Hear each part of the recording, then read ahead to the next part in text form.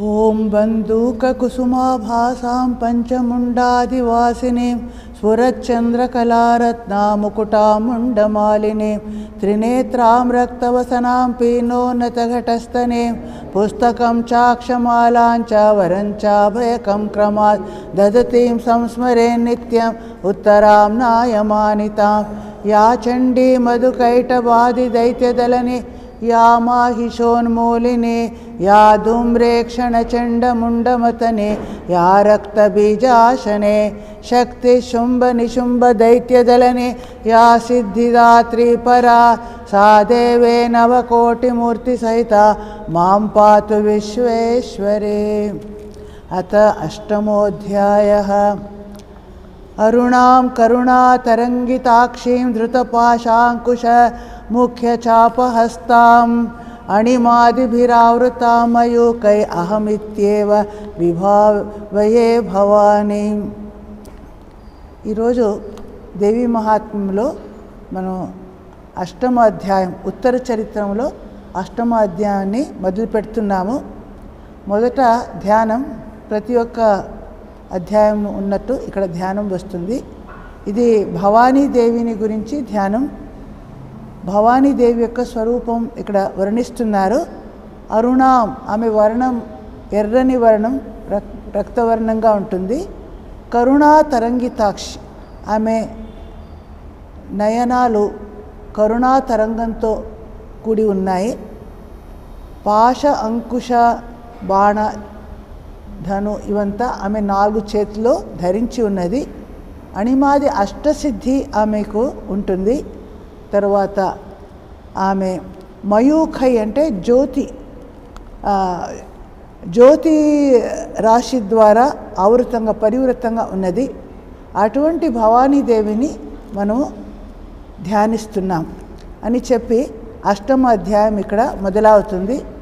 ఈ అధ్యాయంలో ముందే చెప్పాను, రక్తబీజవధ గురించి వస్తుంది. దీనికి ముందే చండ ముండ 2 అసురులు నిహతులైపోయారు. ఈ అష్టమ అధ్యాయంలో కొన్ని శ్లోకాల ముందు మనం పఠించి తర్వాత అర్థాన్ని చూద్దాం. ఓం ఋషిరువాచ చండే చ నిహతే దైత్యే ముండే చ వినిపాతితే బహుళేషు చ సైన్యేషు క్షయితేష్వతురేశ్వర తతః కోపపరాధీనచేతా శుంభ ప్రతాపవాన్ ఉద్యోగం సర్వసైన్యానాం దైత్యానామాదిదేశః అద్య సర్వబలైర్దైత్యా షడశీతిరుదాయుధాః కంబూనాం చతురశీతిర్నిర్యాంతు స్వబలైర్వృతాః కోటివీర్యాణి పంచాశదసురాణాం కులాని వై శతం కులాని ధౌమ్రాణాం నిర్గచ్చంతు మమాజ్ఞయా కాలకా దౌర్హృదా మౌర్యా కాలకేయాస్తథాసురాః యుద్ధాయ సజ్జా నిర్యాంతు ఆజ్ఞయా త్వరితా మమ ఇత్యాజ్ఞాప్యాసురపతి శుంభో భైరవశాసనః నిర్జగామ మహాసైన్య సహస్రైర్బహుభిర్వృతః ఆయాంతం చండికా దృష్ట్వా తత్సైన్యమతిభీషణం జాస్వనై పూరయామాస ధరణీ గగనాంతరం తతః సింహో మహానాదం అతీవ కృతవాన్ నృప ఘంటాస్వనేన తాన్నాదానంబికా చోపబృంహయత్ ధనుర్జా సింహఘంటానాం నాదా పూరిత దిగ్ముఖా నినాదైర్భీషణై కాళీ జిగ్యే విస్తారితానన తం నినాదముపశ్రుత్య దైత్యసైన్యే చతుర్దిశం దేవీ సింహస్తథా కాళీ సరోషై పరివారిత ఏతస్మిన్నంతరే భూపా వినాశాయ సురద్విషాం భవాయామరసింహానామతివీర్యబలాన్వితాః బ్రహ్మేశ గుహ విష్ణూనాం తథేంద్రస్య చ శక్తయా శరీరేభ్యో వినిష్క్రమ్య తద్రూపై చండికాం యయుః యస్య దేవస్య యద్రూపం యథా భూషణవాహనం తద్వదేవ హి తచ్చక్షిర్ అసురాన్ యోద్ధుమాయయౌ హంసయుక్త విమానాగ్రే సాక్ష సూత్రకమండలో ఆయాతా బ్రహ్మణ శక్తిర్ బ్రహ్మాణి సాభిధీయతే మాహేశ్వరి వృషారూఢా త్రిశూలవరధారిణి మహాహివలయా ప్రాప్త చంద్రరేఖా విభూషణ కౌమారీ శక్తిహస్తా చ మయూరవరవాహన योद्धुमभ्याययो दैत्यानामम्बिकां गुहरूपिणी तथैव वैष्णवी शक्तिर्गरुडोपरि संस्थिता శంఖచక్రగదాశార్ఘ ఖడ్గహస్తాభ్యుపాయయౌ యజ్ఞవారాహమతులం రూపం యా బిభ్రతే హరేః శక్తిస్సాప్యాయయౌ తత్ర వారాహీం బిభ్రతీంతను నారసింహే నృసింహస్య బిభ్రతి సదృశం వపో ప్రాప్తా తత్ర సటాక్షేప క్షిప్త నక్షత్ర సంహతి. ఇక్కడ చండాసురుడు ముండాసురుడు వీరిద్దరూ యుద్ధంలో నిహతులయ్యారు అని చూసినప్పుడు మహాప్రతాపశాలి అయిన శుంభాసురుడికి చాలా కోపం వస్తుంది. ఆయన గొప్ప సైన్యం కూడా వినష్టమైపోయింది ఈ యుద్ధంలో. అప్పుడు ఆయన చూసి క్రోధాభిభూతం హోయ ఇతర సన్యాసి ఇతర దైత్యగణాలు అందరూ మీరు కలిసి పెద్ద ఒక సైన్యాన్ని సమూహాన్ని తీసుకొని యుద్ధ చేయడానికి సిద్ధంగా వెళ్ళండి అని అందరికీ ఆయన ఆదేశించాడు. బాకీ ఎక్కడ ఏ సైన్యం అంతా ఉందో అవంతా కలిసి యుద్ధానికి వెళ్ళాలి అని. అప్పుడు ఇలా విభిన్న వారు గుంపులుగా వారు యుద్ధం చేయడానికి వెళ్తారు. ఇలా 86 ముఖ్య సేనాధిపతిలో ఉన్న ఒక్క చతురంగ సైన్యం వెళ్తుంది. చతురంగ అంటే అక్కడ కూడా 4 విధాలు అని చెప్పాము. ఏనుగు మీద, రథం మీద, అశ్వం మీద, పదాతి నడిచి వెళ్ళేవారు. ఇలా ఒక పెద్ద సైన్యం. ఇంకా 84 మంది ప్రధాన అధిపతులు కంబుకులంలో పుట్టినవారు. ఆ దైత్యులు కూడా తమ సైన్యంతో పరివృతులై యుద్ధం చేయడానికి ఆగమించారు. కోటి వీర్య అనే పేరులో ఉన్న ఒక అసురగణం, వారిలో 50 మంది ఉంటారు ఆ వంశంలో. ఇంకా ధౌమ్రాసురగణ, వారు ఒక 100 సంఖ్యలో ఉంటారు. వీరందరూ నా ఆజ్ఞ అనుసారంగా యుద్ధం చేయడానికి బయలుదేరండి అని ఆయన ఆదేశం ఇస్తారు. అలాగనే ఇంకా విభిన్న గుంపులు ఉన్నాయి. కాలక, దౌహృద, మౌర్య, కాలకేయ, ఈ అన్ని గుంపులు ఉన్న అసురగణలంతా నా ఆజ్ఞతో శీఘ్రమే యుద్ధం చేయడానికి సజ్జితులై బహిర్గతంగా వెళ్ళాలి అని ఆజ్ఞాపించాడు. ఇలా ఆజ్ఞాపించినప్పుడు సహస్ర సైన్యం అంతా వారు పరివృతులై శుంభాసుడు వారందరూ యుద్ధం చేయడానికి అక్కడ వెళ్తారు. ఈ భయంకరమైన ఈ సైన్యం, అసుర సైన్యం రావడం దూరం నుంచే ఈ దేవి అంబికాదేవి చూసింది. ఆమె ఏమాత్రం భయపడకుండా ఒక ధనుష్ఠంకార శబ్ది చేస్తుంది. జాస్వనై పూరయామాస ధరణి గగనాంతరం, ఆకాశం నుంచి భూమి వరకు ఉన్న సమస్త స్థలాన్ని తన ధనుష్ఠంకార ధ్వనితో ఆమె పూర్ణంగా చేస్తుంది. అప్పుడు అలా ఈ మేధాఋషి ఇవంతా చెప్తున్నాడు. మేధాఋషి సురతరాజుడికి, సమాధి వైశ్యుడికి, వారిద్దరికి ఈ స్టోరీ చెప్తున్నాడు. ఆయన చెప్తాడు మేధాఋషి, హే నృప అంటే హే రాజా తర్వాత దేవి ఎప్పుడు ఇలా క్రోధంతో ఉందో ఆమె వాహనమైన సింహం అది కూడా భయంకరంగా గర్జన చేసింది అని చెప్తున్నారు. సింహో మహానాదం అతీవ కృతవాన్. అప్పుడు దేవి తన దగ్గర ఉన్న ఒక ఘంటా ఉంటుంది ఆమె చేతిలో. ఆ ఘంటా ఒక వాయిస్తుంది గట్టిగా, ఘంటానాదం. ఇలా ఆ నాదం ఇంకా వర్ధితమైంది. సింహ గర్జన, ఆ ఘంటాధ్వని, ఇవి దేవి యొక్క హుంకార ధ్వని, ఇవంతా భయంకరంగా అలా నాదం వినిపిస్తూ ఉంది. దానికి తర్వాత కాళీదేవి, ఆ ముందే చెప్పాము కాళీ ఆమె నుంచి బహిర్గతంగా వచ్చింది అని. అథవా చాముండ, చండ, ముండ ఇద్దరు అసురులను సంహరించడానికి ఆమె ఉద్భవించింది. ఆమె ఇప్పుడు హుంకారం ధ్వని చేసి అన్ని దిక్కులని ఆ ధ్వనితో పూర్ణం చేస్తుంది. భయంకరమైన గర్జనం, ఈ ధనుష్ శబ్దం, సింహనాదం, ఈ అన్నితో అసురుల శక్తి క్షయమైపోతుంది. అంత నాదాన్ని విని వారి శక్తి క్షీణమవుతుందంట. తర్వాత ఆ మహాశబ్దాన్ని విన్నప్పుడు అసురులు అయినా వారికి చాలా కోపం వచ్చి వారు ఆ దేవి చండిక ఎక్కడ ఉందో, ఆమె సింహవాహనము, ఆ చాముండాదేవి ఎక్కడ ఉన్నారో ఆ హిమాలయ ప్రదేశానికి వెళ్ళి 4 వైపు నుంచి ఆమెని కప్పివేస్తారు, ఆవృతంగా చేస్తారు. ఈ మధ్య ఇలా అసుర సైన్యం వారు ఇలా రావడం చూసినప్పుడు ఈ దేవతలు జయించాలి అనే ఉద్దేశంతో ఇతర దేవతలు బ్రహ్మదేవుడు, విష్ణు, వరాహమూర్తి, నృసింహ, శివ, మహాశివ, ఇంద్ర, కార్తికేయ అంటే షణ్ముఖస్వామి వీరందరూ వారి శరీరం నుంచి వారి శక్తి రూపిణి అయిన దేవి మూర్తులు బయటకు వస్తారు. మనం ముందు చూసాము మహిషాసుర మర్దిని అయినప్పుడు దేవతలందరూ నుంచి వారి ఒక్కొక్క తేజం బయటికి వచ్చింది. అది ఐక్యమై ఒక స్త్రీ రూపాన్ని ధరించి అది మహాలక్ష్మి రూపంలో మహిషాసుర మర్దినిగా అక్కడ చూసాం. ఇక్కడ అలా కాదు, ప్రతి ఒక్క దేవత వారి నుంచి వారి శక్తి అదే రూపం అదే విధంగా ఉన్న భావంతో బయటికి వస్తుంది. అంటే బ్రహ్మదేవుడి నుంచి, విష్ణు నుంచి, వరాహమూర్తి, అక్కడ అందరూ విభిన్న దేవతలు, గొప్ప దేవతలు ఎవరున్నారో వారందరి శరీరం నుంచి ప్రతి ఒక్క దేవతకి శక్తి అనేది తేజస్సు ఉంటుంది. విష్ణుకి వైష్ణవి తేజస్సు, బ్రహ్మదేవుడికి బ్రహ్మాణి అనేది ఆయన శక్తి.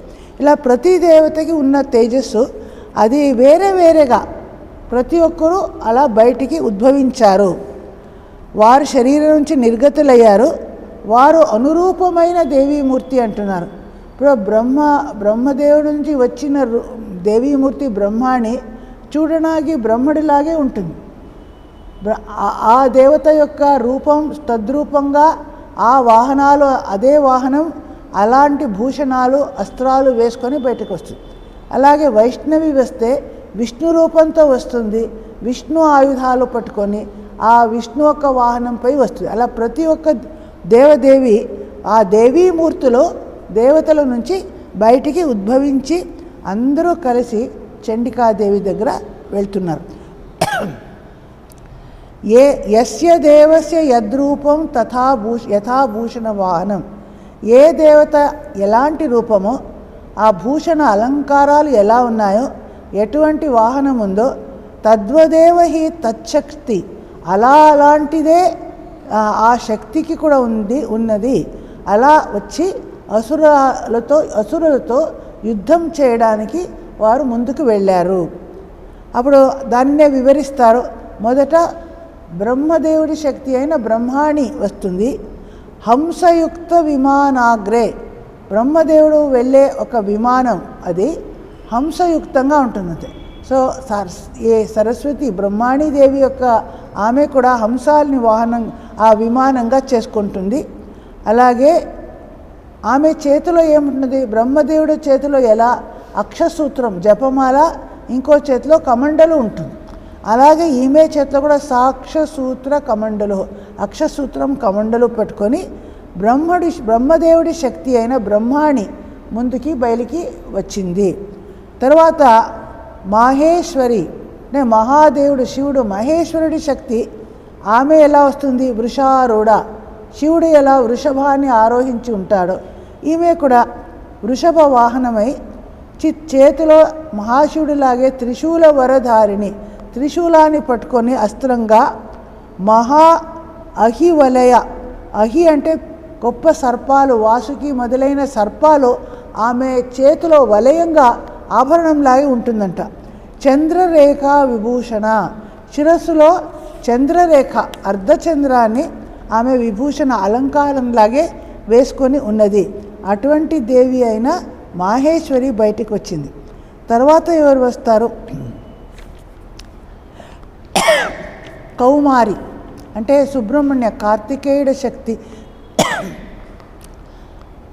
ఆమె శక్తిహస్త, ఆమె చేతిలో ఉన్న ఆయుధం శక్తి అంటారు. మయూర వరవాహన, నెమలిని, ఒక శ్రేష్టమైన నెమలిని ఆయుధంగా చేసుకొని ఆమె వస్తుంది. గుహ రూపిణి, గుహ అంటేనే కార్తికేయుడికి ఇంకో పేరు, ఆయనలాగే రూపం ఉంది, తద్రూపం ఉన్నది. యుద్ధం చేయడానికి అసురుల్ని హతమార్చడానికి ముందుకు వెళ్ళింది. అలాగనే వైష్ణవి శక్తి, విష్ణు ఒక శక్తి, ఆ పేరు వైష్ణవి అంటారు. ఆ వైష్ణవి శక్తి ఎలా ఉంటుంది? గరుడోపరి సంస్థిత. విష్ణు ఒక వాహనం గరుడం, అలాగే వైష్ణవి ఆమె వాహనం కూడా గరుడం.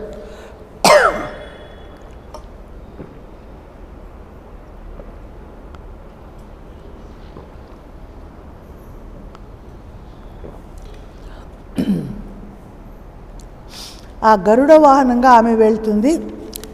ఆమె చేతిలో ఆయుధాలు శంఖ చక్ర గదాశార్గ. ఒక చేతిలో శంఖం, ఇంకో చేతిలో చక్రాయుధం, ఇంకా గదా.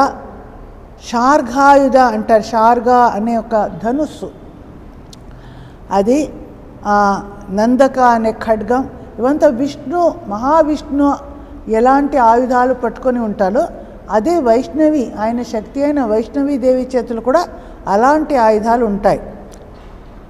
అలా ఆమె యుద్ధం చేయడానికి బయలుదేరింది. తరువాత యజ్ఞ వారాహమతులం, వరాహమూర్తి అంటారు. ఇది అవతారాల్లో మన వరాహ అవతారం అంటామే. ఆ వరాహ అవతారం ఆయన శక్తి కూడా ఇప్పుడు వస్తుంది, వారాహి రూపంలో వస్తుంది అంట. ఆ యజ్ఞ వరాహమూర్తి ధారిణి అంటున్నారు. ఆ వరాహ రూపంతో ఉన్న ఆ మూర్తితో ఉన్న ఆమె, ఆయన శక్తి ఏముంటుందో ఆయుధం, దానిని పట్టుకొని యుద్ధక్షేత్రానికి ఆగమించింది. ఆమె తనుం బిభ్రతి, ఆ దేహం ప్రకాశితంగా దేదీప్యమానంగా ఉన్నది. తర్వాత నారసింహి, నృసింహదేవత, ఆయన శక్తికి నారసింహి అంటారు. ఎలా నృసింహదేవత రూపం ఉంటుందో ఈమె కూడా అలా నారసింహి రూపం, అలాంటి రూపం. విష్ణు ఒక చతుర్థ అవతారం అంటారు. ఆ చతుర్థ అవతారంలోనే ఆమె వస్తుంది. ఆమె ఇంకా నారసింహి నృసింహస్య బిభ్రతి సదృశం వపు. సదృశం అంటే అలాంటిదే శరీరం. ప్రాప్త తత్ర సటాక్షేప క్షిప్త నక్షత్ర సంహతి అని చెప్తున్నారు. సట ఆక్షేప అంటే ఆ సింహం ఎలా తన యొక్క కేశాన్ని కంపితంగా చేస్తూ జూలుని చేస్తూ ఉంటుందో అలా ఈ నారసింహి కూడా చేస్తూ, అలా చేస్తున్నప్పుడు ఆ కేశ సంచాలంతో ఆకాశంలో ఉన్న నక్షత్రాలు గుంపుగా అవంతా దూరంగా వెళ్ళిపోతున్నాయి. క్షిప్త నక్షత్ర వారు వారి స్థానం నుంచి చ్యుతులై జరిగిపోతున్నారు. అలా ఆ సింహ రూపంలో ఉన్న ఆమె నారసింహి తన జూలును కంపిస్తూ ఉంటే, ఆమె వస్తూ ఉంటే ఇటు అటు ఉన్న నక్షత్రాలని దూరంగా పంపించేస్తుంది. ఆమె తరువాత వస్తుంది ఎవరు? ఐంద్రి. ఇంద్రదేవుడి శక్తికి ఐంద్రి అంటారు. అలాగే ఆమె ఇంద్రుడి ఆయుధం వజ్రాయుధం. ఈమె చేత కూడా వజ్రహస్త, వజ్రాయుధాన్ని పట్టుకొని గజరాజో పరిస్థిత. ఐరావతం అనే గజం ఎప్పుడు మనకి తెలుసు, ఇంద్రుడి వాహనం. అప్పుడు ఈ దేవి కూడా ఆ గజరాజు దానిపై స్థితంగా ఉండి, అలాగే ఇంద్రుడికి సహస్రనయనాలు ఉన్నాయని చెప్తారు. సహస్రాక్ష అనే ఒక పేరుంది. అప్పుడు అలాగే ఈమె కూడా సహస్రనయన, అలా 1000 అలా కళ్ళు ఉంటాయి. అలాంటి శక్తి ఆయుధాన్ని అంతా పట్టుకొని, అంటే ఇంద్రుడి శక్తి అయిన ఐంద్రి బయలుదేరింది యుద్ధం చేయడానికి. ఇలా తత పరివృత తాభి ఈశానో దేవశక్తిభి. ఈశాన అంటే మహాశివుడు ఈ అన్ని విభిన్న దేవశక్తులతో పరివృతుడై అసురులను సంహారం చేయడానికి చండికాదేవితో ఇలా చెప్తున్నాడు, ఈ అందరూ దేవతలు వస్తున్నారు నీకు సహాయం చేయడానికి, నా పట్ల ప్రేమతో నువ్వు శీఘ్రమే అసురగణాన్ని సంహరించు అని మహాదేవుడు ఆవిడ దేవికి చెప్తాడు. హన్యతాం అసురాం శీఘ్రం మమ ప్రీత్యా చండికాం. చండికాదేవికి ఇలా ఈశాన అంటే శివుడు చెప్తాడంట, అన్ని దేవతలు వారి శక్తి నీకు సహాయం చేయడానికి వచ్చారు, వారితో నువ్వు ఇప్పుడు అసురుల్ని వెంటనే సంహరించు అని చెప్తాడు. అప్పుడు ఏమైంది? తతో దేవి శరీరాత్ వినిష్క్రాంతాతి భీషణ. అప్పుడు దేవి యొక్క శరీరం నుంచి కూడా భయంకరంగా ఉన్న ఒక రూపం బయటికి వస్తుంది అని చెప్తున్నారు. అది అత్యంత భీషణంగా కాళీ రూపం చాముండా రూపం అనేది వస్తుంది. అత్యంత భయంకరంగా ఉంటుంది. చండికా శక్తి రత్యుగ్ర శివాశత నినాదిని అని చెప్తున్నారు. ఎలా తోడేళ్ళు ఉన్న అలాంటి అలా శబ్దం చేస్తూ ఎక్కువ భయంకరంగా నాదం చేస్తూ అసంఖ్య తోడేళ్ళు లాగే శబ్దం చేస్తూ చండికాదేవి యొక్క శక్తి ఆవిర్భూతమై అటువైపు వస్తున్నది అని చెప్తారు. అప్పుడు ఆమె ఏం చెప్తుంది అంటే చండిక ఆ దేవి మహాదేవుడు శివుడికి చెప్తుంది, ధూమ్రవర్ణ జటాధారి మహాదేవుడిని కూడా వర్ణిస్తున్నారు. ధూమ్రవర్ణంగా ఉన్న జటాధారి అయిన మహాదేవుడు ఉన్నాడే, ఆయనకి ఈ దేవికి అపరాజిత అని ఇంకో పేరుంది. అంటే ఆమెను ఎవరు జయించలేరు కాబట్టి ఆమెకి అపరాజిత అంటారు. భగవాన్, మీరు శుంభ నిశుంభ వీరి దగ్గర నా మెసెంజర్గా దూతులుగా వెళ్ళి నా మాటలను వారికి చెప్పండి అని చెప్తుంది. అదే జగన్మాత చండికాదేవి మహాశివున్నే తన దూతుడిగా పంపిస్తుంది, మెసెంజర్గా పంపిస్తుంది. మీరు చెప్తుంది ఇక్కడ సాచాహ ధూమ్ర జటిల మీశానం అపరాజిత దూతత్వం గచ్చ భగవాన్ పార్శ్వం శుంభ నిశుంభయోహో. శుంభాసురుడు నిశుంభాసురుడి దగ్గర నా వైపు నుంచి దూతత్వం చేయడానికి దూతుడిగా మీరు వెళ్ళండి. మరి ఏం చెప్పాలి? బ్రూహి శుంభం నిశుంభంచ దానవావతి గర్వితౌ. అత్యంత గర్వితులైన ఆ దానవులు ఇద్దరు ఉన్నారే, అసురద్వయులు శుంభాసుడు నిశుంభుడు, వారికి చెప్పండి. ఏ చాన్యే దానవాస్తత్ర, ఇంకా ఎవరైనా దానవులు అసురులు అక్కడ ఉన్న యుద్ధాయ సముపస్థిత, యుద్ధం చేసే ఉద్దేశంతో వచ్చిన ఇతర దానవులు అందరికీ కూడా వెళ్ళి మీరు ఈ మాటను చెప్పండి. అదేమంటే త్రైలోక్యం ఇంద్రో లభతాం. ఈ ముందు ఇంద్రుడు ఈ 3 లోకాలకి అధిపతిగా ఉండేవాడు, స్వర్గమర్త్య పాతాళ అన్ని చెప్తున్నారు. ఇప్పుడు ఎప్పుడైతే శుంభాసురుడు ఆయనని జయించాడో అన్ని ఆధిపత్యం ఆయనకి వెళ్ళిపోయింది. ఇప్పుడు మరలా ఇంద్రుడు తన త్రైలోకాధిపతి అని లభించుకోవాలి. దేవాహ సంతు హవిర్భుజాహ, దేవతలందరి హవిస్సుని కూడా అంటే యాగయజ్ఞాదులు చేస్తే ప్రతి దేవతకి ఆహుతి ఇస్తారు. ఇంద్రాయ స్వాహ వరుణాయ స్వాహ అని ఆహుతి ఇచ్చేవారు. ఆ ఆహుతులందరూ ఆ దేవతల దగ్గరికి వెళ్లకుండా ఈ శుంభాసురుడు నిశుంభాసురుడు వారు తీసేసుకుంటున్నారు. అంటే అంత పవర్ఫుల్గా అయిపోయి వారిని పరాజితులా ఇచ్చేసి వారి పట్ల ఇచ్చిన ఆహుతులను కూడా వారే స్వీకరించేవారు. మరలా దేవతలు హవిర్భుజ, వారి హవిస్సు వారి ఆహుతిని పొందగలగాలి. మరి మీరేం చేయాలి? యూయం ప్రయాత పాతాళం యది జీవితం ఇచ్చత, జీవించాలి అనే కోరిక మీకు ఉంటే మీరు పాతాళ లోకానికి వెళ్ళిపోండి. ఇక్కడ ఉంటే మిమ్మల్ని సంహరిస్తాం, నాశనం చేసేస్తాం, మీరు ఇంకా జీవించి ఉండలేరు కాబట్టి పాతాళంకు వెళ్ళి మీరు అక్కడ నిరాటంగా మీరు ఉండొచ్చు అని చెప్తుంది. ఇది శివుడి దగ్గర ఇలా చెప్పి పంపిస్తుంది. ఇలా మీరు నా దూతులుగా వెళ్ళి ఆ అసురుల దగ్గర వెళ్ళి చెప్పండి. బలాబలే పాదతచ్చేద్ భవంతో యుద్ధకాంక్షిణః తదాగచ్చతు తృప్యంతు మచ్చివాపిషితేనవ. అయితే మీరు మీ మద గర్వం ద్వారా మీరు యుద్ధమే చేస్తామని యుద్ధాకాంక్షలుగా ఉంటారే, ఇలా మీరు పరాజయం స్వీకరించి పాతాళ లోకానికి వెళ్ళడానికి సిద్ధంగా లేకపోతే అలా అయితే రండి, యుద్ధం చేయడానికి మీరు రండి.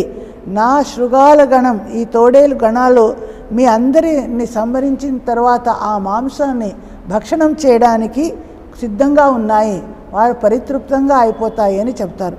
తదాగచ్చత తృప్యంతు మచ్చివాపిషితేనవః, మిమ్మల్ని సంహరించినప్పుడు ఆ మాంసాలని వారు భక్షిస్తాయి, వారు తృప్తంగా ఆనందంగా ఉంటాయి. ఇలా యథా నియుక్తో దౌత్యేన తయా దేవ్యా చిరం శివస్వయం, యతో నియుక్తో దౌత్యేన తథా దేవ్యా శివస్వయం శివదూతీతి లోకే అస్మిన్ తత సాఖ్యాతిమాగత తేపి శ్రుత్వా వచో దేవ్యా సర్వాఖ్యాతం మహాసురాః అమర్షా పూరితా జగ్ముర్యత కాత్యాయని స్థిత. ఇప్పుడు శివుడు దేవి ద్వారా దూతుడిగా పంపించబడ్డాడు కాబట్టి ఆ దేవికే ఇంకో పేరు వస్తుంది, శివదూతి అని ఆమె విఖ్యాతమైంది. ఎవరి దూతుడు శివుడో ఆమె శివదూతి అని దేవికి ఇంకో పేరు వచ్చింది, శివదూతి. ఈ సమగ్ర లోకంలో ఇలా నువ్వు విఖ్యాతిని చెందుతావు. తేపి శ్రుత్వా వచో దేవ్య, ఈ మాటలంతా విన్నప్పుడు శివుడి మాటలు మళ్ళీ దేవి మాటలు ఇవంతా అసురులు కూడా వింటున్నారు. వారికి చాలా క్రోధం వస్తుంది. వారు ఎక్కడ ఈ కాత్యాయని దేవి కూర్చొని ఉందో అక్కడ వారు వెళ్ళి ఆమెను సంహరించడానికి ముందు వెళ్తారు. తతప్రథమమేవాగ్రే శరశక్తృష్టివృష్టిభిః వవర్షురుద్ధతామర్షాస్తాం దేవీమమరారయ సా చ తాన్ ప్రహితాన్ బాణాన్ శూల చక్రుపరశ్వదాన్ చిచ్ఛేద లీలయాద్మాత ధనుర్ముక్తైర్మహేషుభిః తస్యాగ్రతస్తథా కాళీ శూలపాత విదారితాన్ ఖట్వాంగప్రోతితాన్శ్చారీన్ కుర్వతి వ్యచరన్ తదా. అప్పుడు ఏమైంది అంటే ఈ అసురులు ఏం చేశారు, శరవర్షం బాణాలని ఒక వానలాగే వస్తున్నాయి.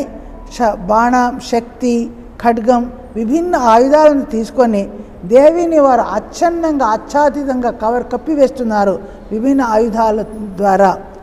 అప్పుడు కాళీదేవి ఆమె ఏం చేస్తుంది, అలా వచ్చిన బాణాన్ని, శూల, కుఠారాది అస్త్రాలని అనాయాసంగా ఆమె దానిని నాశనం చేస్తుంది. తన ఠంకార ధ్వనితో బాణసమూహం ద్వారా ఛేదన చేసివేసింది అని చెప్తున్నారు. చిచ్ఛేద లీలయ, ఆమెకు అది లీల, ఆటంలాగే ఉంది. కష్టపడి యుద్ధం చేయడం ఏం లేదు, చాలా లీలతోనే ఆమె ఈ పని చేసింది. తస్యా అగ్రతస్తథా కాళీ శూలపాత విదారిత, వారి ముందు ఈ కాళీదేవి ఈ శుంభ అసుర గణ వారందరి ముందు ఆమె వెళ్తుంది. శూలాఘాతంతో ఆఘాతం చేస్తుంది. ఇంకా ఖట్వాంగ అంటే నర అస్థిపంజరం ద్వారా ప్రహారం చేస్తుంది. ఇలా చేస్తే అందరినీ సంహరిస్తూ ఆమె కూడా యుద్ధరంగంలో విచారణం చేస్తుంది. కమండలు జలాక్షేప హత వీర్యాన్ హతౌజస బ్రహ్మాణి చకారో చత్రోన్ ఏన స్మధావతి. అప్పుడు బ్రహ్మాణి ఏం చేస్తుంది, తన చేతిలో ఉన్న కమండలు ఆ నీటిని అందరికీ అలా చిలకరించింది అందరి ముందు. అలా చేసి వారిలో ఉన్న తేజస్సుని తగ్గించింది, తేజస్సుని ఓజస్సుని అంతా తగ్గించి వేసింది అని చెప్తుంది. ఆ కమండలులో ఉన్న ఆ నీటిని ప్రణవధ్వనితో ఆమె ఇలా జలసించడం చేస్తే వారు వీర్యహీనంగా ఓజశూన్యంగా అయిపోతున్నారు. మాహేశ్వరి త్రిశూలేన తథా చక్రేణ వైష్ణవి దైత్యాంజగాన కౌమారి తథా చక్రాతి గోపిన. మాహేశ్వరి తన ఆయుధమైన త్రిశూలం తీసుకొని ఆ అసురులని సంహరిస్తుంది. ఇంకా వైష్ణవి తన చక్రాయుధం ద్వారా అందరికీ ఆఘాతం చేస్తుంది. ఇంకా కౌమారి తన శక్తి అస్త్రం ద్వారా ఇలా విభిన్న దేవీలు వారి అస్త్రాలను తీసుకొని యుద్ధం చేస్తున్నారు. ఐంద్రీ కులిశపాతేన శతశో దైత్యదానవ పేతుర్విదారిత పృథ్వ్యాం రుధిరోగ ప్రవర్షిణ.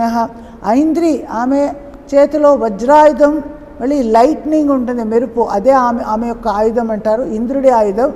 దాని ద్వారా వందలు దైత్య దానవులని ఆమె చీల్చివేస్తుందంట. ఆమె విదారిత అంటే వారి వక్షస్థలాన్ని చీల్చి విభజించబడి వారందరూ రక్త ప్రవాహం అక్కడ ఒక వానలాగే ప్రవహిస్తూ ఉన్నది. తుండ ప్రహారాన్ విధ్వస్తా దంష్ట్రాగ్ర క్షతవక్షస వరాహమూర్త్యా నేపతంశ్చక్రేణ చ విదారితా. అప్పుడు వరాహీదేవి ఏం చేస్తుంది, తన చేతిలో తన ముఖ ప్రహారంతో కొందరు అసురులని నాశనం చేస్తుంది. ఇంకా దంతాగ్ర పళ్ళు ముందు భాగం దానిని ద్వారా కొట్టి ఇంకొందరు వక్షస్థలాన్ని అలా చీల్చివేసింది.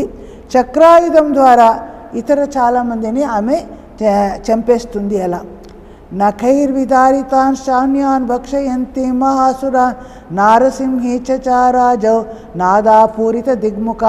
ఇప్పుడు నరసింహదేవుడి శక్తి, తన దానికి ఒక గోరులు ఉంటాయి, నఖాలు, దాని ద్వారా అసురాలని చంపేసి దానిని తినేస్తుంది. భక్షయంతి, వెంటనే భక్షించింది.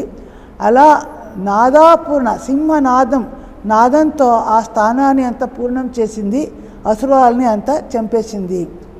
చండాట్టహాసైరసురా శివదూత్యా అభిదూషితా పేతు పృథివ్యాం పతిత తాంశ్చఖాదాత సాతదా. అలా శివదూతి, ఈ దేవి ఇంకో పేరు ఇప్పుడు శివదూతి అన్నాము, ఆమె యొక్క ఉత్కటమైన అట్టహాస ధ్వని చేస్తే దాని ద్వారా కొంతమంది ఆ శబ్దాన్ని వినే మూర్ఛితులైపోతారు, ఇంకా ధరాశాయిగా నేల మీద పడిపోయారు. ఆ పతితులైన ఆ పడిపోయిన అసురగణాల్ని 2 చేతుల్లో తీసుకొని ఆమె భక్షించడం మొదలు చేస్తుంది. ఇలా యుద్ధం కొనసాగుతూ ఉంటుంది.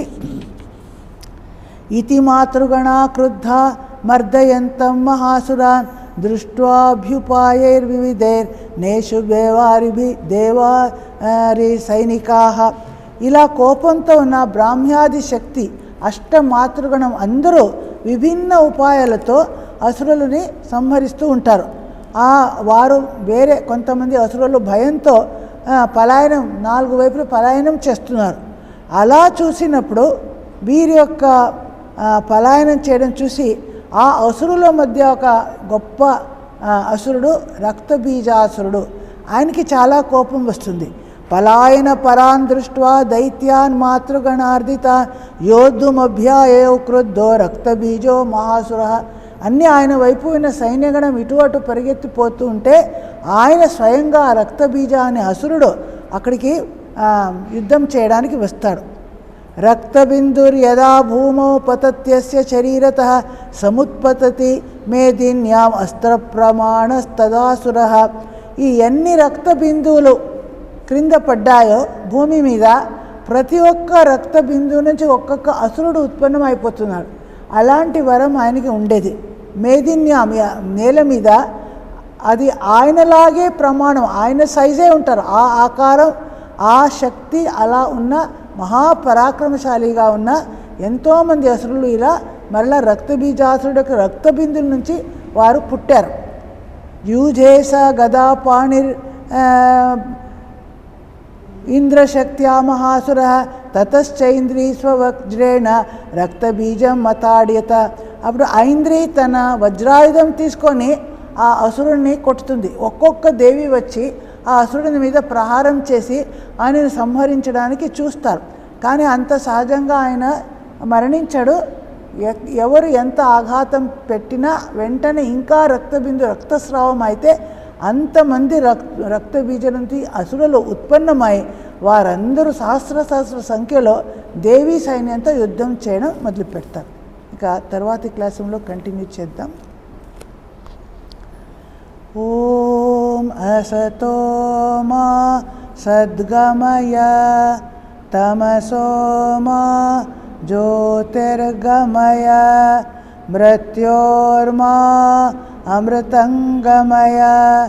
ఓం శాంతి శాంతి శాంతి. హరి ఓం తత్సత్. శ్రీరామకృష్ణార్పణమస్తు.